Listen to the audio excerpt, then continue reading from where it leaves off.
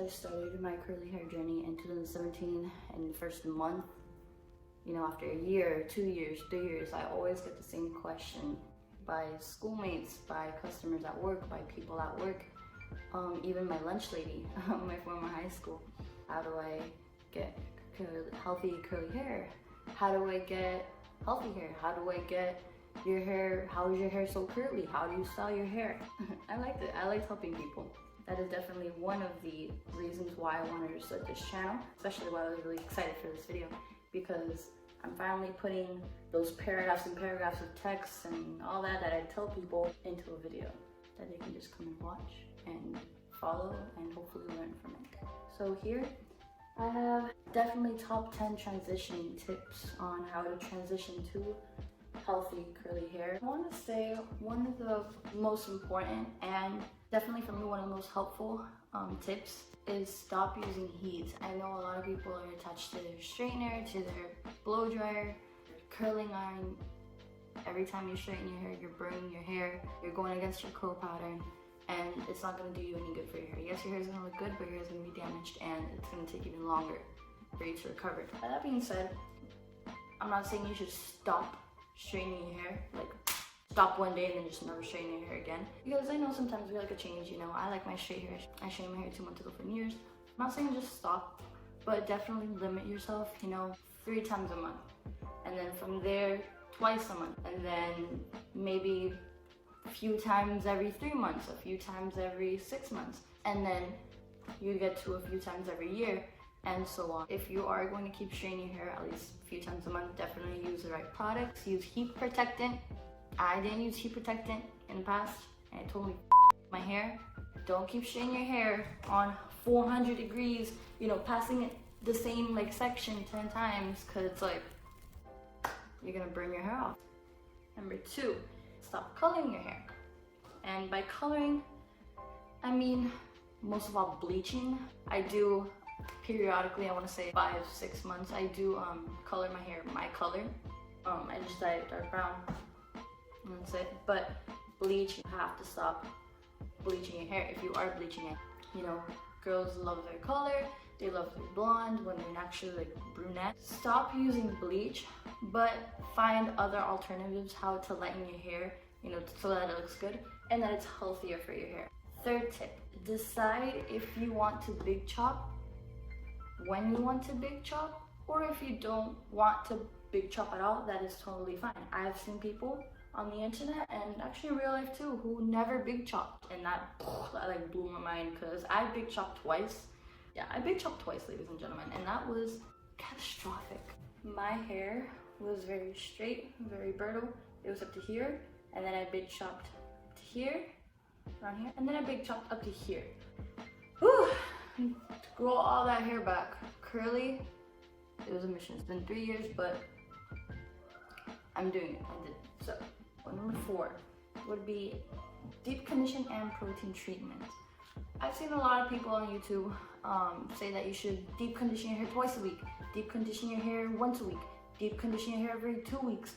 I'm not going to tell you how many times you should deep condition your hair because every case is different. Me personally, I deep condition once a week when I notice if my hair needs it. So if my hair needs a protein treatment, which if it's, you know, kind of flat, I don't know, I'm not seeing my hair really bump up as usual or anything like that, that's when I do a protein treatment. When I see my hair really dry, my hair's not that dry right now, but I should do a deep conditioning treatment. So I'm not going to tell you how many times to deep condition and do protein treatments and all that, because you have to know your hair, you have to get to know your hair. That's actually one of the tips here, get to know your hair. Me personally, I'm telling you, I started and I do deep condition my hair once a week. So for beginners, if you want to start it out like that, see what your hair needs. If your hair, you know, maybe needs less moisture, maybe you're over moisturizing your hair, then cut it back. You know, if your hair needs more moisture, if you notice that, you know, it's helping, but you really want it to, you know, accelerate, maybe do it more. So I think for starters, once a week is good, but you should really get to know your hair. Number 5, switch up your products. Find the right products for your hair. This all goes back to getting to know your hair. Some girls just do gel and your hair looks great. Some girls just do creams and they never put gel, they never put mousse, and their hair looks great. And that goes towards shampoo and conditioner too. Another thing I wanted to touch on too is when you are picking out your products, it is best if you choose products without sulfates, without parabens, and without silicones. It is best for your hair, but at least if you are on a budget, okay? Those like organic products could be a little expensive. I could insert like a text box like right here of products that are cheap and that are, you know, good for curly hair, but they do have silicones and parabens and all that. Number 6, which is another one that helped me so much while I transitioned, is find your go-to hairstyles, your go-to transitioning hairstyles. I'm talking about flexi rods, braids, finger coiling, those type of hairstyles that helped me personally. Definitely it helps a lot. Learning how to braid your hair, learning how to finger coil, learning how to do the flexi rod thing while you're transitioning, because you might think in the beginning that your hair looks like bad. Your hair looks, my hair looked kind of iffy, not too cute when I first started transitioning, and what helped me a lot was those hairstyles. When it comes to flexi rods and finger coiling, I feel like they will be your best friend. Flexi rods are amazing. If you don't know what they are, those little like noodles that you can bend. Let's say you have a really straight piece in your hair and it's not curling right with the rest of your hair. You can just get a flexi rod, you know, let me just show you. Get a flexi rod, go like that, twist your hair, leave it there for however long you have. And then you take it out and your hair is like curly. That helps a lot with transitioning because it trains your hair how to curl. Same goes for finger coiling. I feel like I finger coiled, if I don't remember these pieces right here, just to help them curl a little bit more.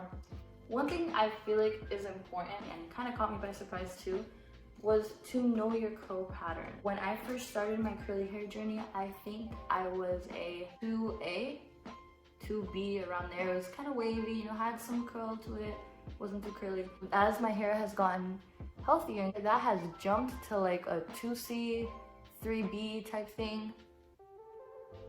My curl pattern changed drastically in the last, I want to say, year or so. Number 8, be gentle with your hair. That could be gentle with your hair while you're styling it, while you're brushing it, while you're detangling it. Definitely be gentle with your hair. I know a lot of girls only like to finger detangle. I don't know how they do it. For me, it takes ages. Just, you know, finger detangling my hair. The brush makes my life so much easier. You know the drill. From bottom to top, not top to bottom. I remember when my hair was straight, 2015, 2016. Whenever I brushed my hair, I'd see little itty bitty pieces of hair everywhere because my hair was breaking, because my hair was brittle, because my hair was dry and my hair was unhealthy. And I remember my mom one day came in the bathroom, she was like, "What is all this hair? Oh my god, you're gonna be bald." So definitely be gentle with your hair.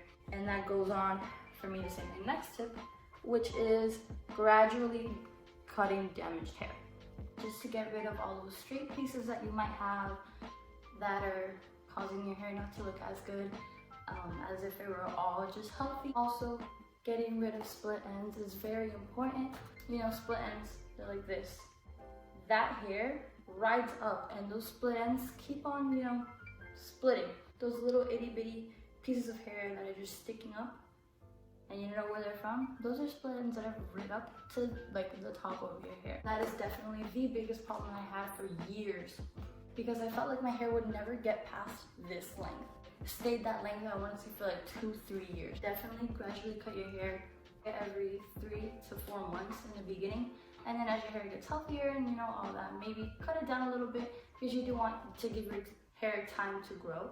Number 10, and I think it's the most important out of all of these tips, is definitely, I've been saying this throughout the entire video, get to know and love your hair in all stages. In the beginning, when you think your hair might look like crap. In the middle, when your hair is getting somewhere. And finally, when you feel like you've gotten the stage that you want your hair as healthy as it can be. Definitely like a big life changer for me when I finally stopped going against my curl pattern. I stopped straining my hair. I hated my curls. I didn't know how to take care of them. I didn't know how to style them. I didn't know how to do anything with my hair, so I hated it. And once I learned and got to know my hair and how it worked and the products and all that, I fell in love with my hair, and I've never felt more confident in my life before with my natural hair. I hope you liked this video, and if you did, give it a thumbs up and leave any tips or anything that I might have missed in the comments down below, and make sure to like and subscribe for more videos.